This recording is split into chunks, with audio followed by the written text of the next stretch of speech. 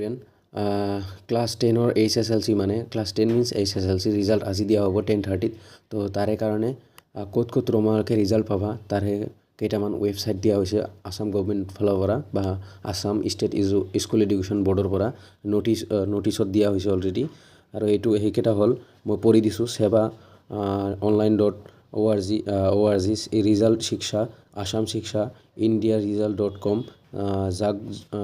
jagranjosh.com schools9.com indiaexpress.com assamresult.in তাৰপিছত assamjobalert.com vidyavision.com iresult.in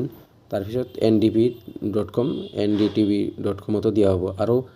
main কথা হ'ল মোবাইল এপ এই আসাম ষ্টেট স্কুল এডুকেশ্যন বৰ্ডৰ যিটো মোবাইল এপ তাতেও দিয়া হ'ব তো এইকেইটা আছিল ৱেবছাইট ৰিজাল্ট য'ত ৰিজাল্ট দিয়া হ'ব